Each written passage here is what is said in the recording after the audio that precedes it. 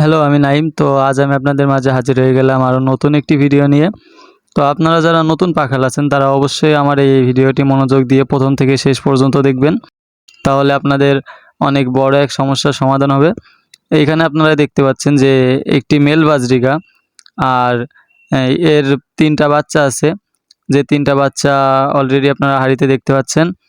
তো এখানে সমস্যাটা হচ্ছে অনেক সময় আমরা যারা নতুন পাখাল আছি তারা দেখি যে মেয়ে পাখিটি অর্থাৎ বাচ্চাগুলোর মা বাচ্চাগুলোর গায়ে থেকে পালক তুলে তুলে খেয়ে ফেলে।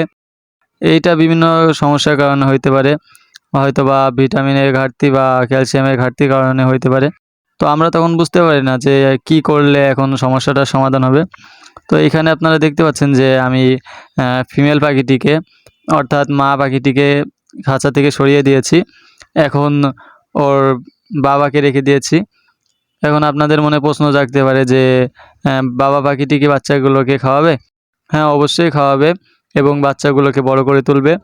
তো আপনারা যারা নতুন পাখাল আছেন অবশ্যই ধৈর্যহারা হবেন না। যেকোনো ধরনের সমস্যার সমাধান করতে হলে অবশ্যই আমার সাথে যোগাযোগ করতে পারেন। আমাকে কমেন্ট করে জানাতে পারেন। অবশ্যই আমি আপনাদের সমস্যার সমাধান করার চেষ্টা করব। আপনারা অবশ্যই চ্যানেলটি সাবস্ক্রাইব করে আমার পাশেই থাকবেন এবং আপনাদের উপকার করতে আমাকে আগ্রহী করবেন। তো দেখা হবে পরবর্তীতে নতুন কোনো এক ভিডিওতে। তো সেই পর্যন্ত আল্লাহ হাফেজ।